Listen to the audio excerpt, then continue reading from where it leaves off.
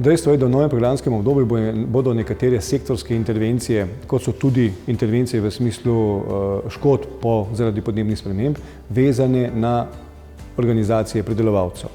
Torej, zlasti sektor pridelave zelenjave in pridelave sadja, pri njiju bo možna intervencija zgolj preko organizacije pridelovalcev. Pri ostalih sektorjih, kjer ni tako obvezen vstop v OPE, bo ta intervencija vendarle imela še neko 4-letno prehodno obdobje, da bi tudi obstoječe modele povezovanja primarnih pridelovalcev lahko upoštevali, pa se potem čez 4 leta počasi prilagodili na novo uredbo oziroma na nove pogoje in šli v skupine in organizacije pridelovalcev. Torej, povezovanje bo nuja v naslednjem programskem obdobju, bo nuja.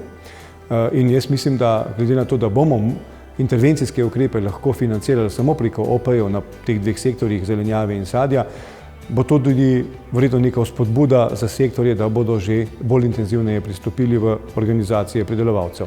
Na področju sadjarstva imamo zdaj eno, na področju zelenjave še nobeno, ampak se intenzivneje tečejo pogovori tudi z našim ministrstvom, da vendarle poskušamo razložiti, kako do tega priti in na kaj biti pozoren pri samem delovanju.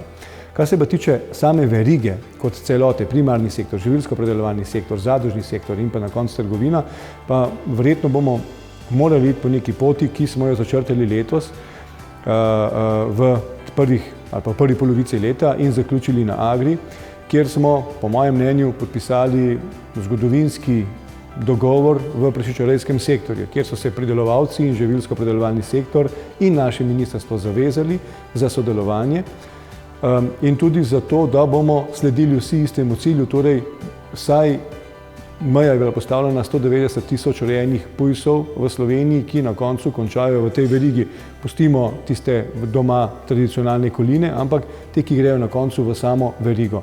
In da bomo tudi takrat začeli uporabljati znak izbrana kakovost. Izbrana kakovost sama po sebi že pomeni tudi na drugi strani neko povezovanje celotnega sektorja, ker na koncu so registrirani vsi v celotni verigi, pridelovalci, živilsko-predelovalni sektor in tudi trgovina. In s temi ukrepi bomo morali tudi v bodoče nadaljevati.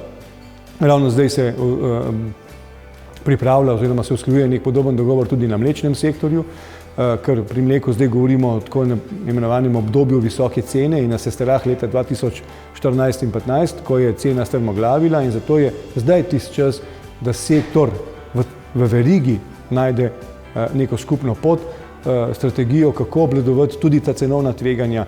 Torej, čakajo nas verjetno tudi v teh segmentih pomembni koraki. Najpomembneje pa je, da pa vendarle je verjetno prišel čas, ko si to vsi želijo.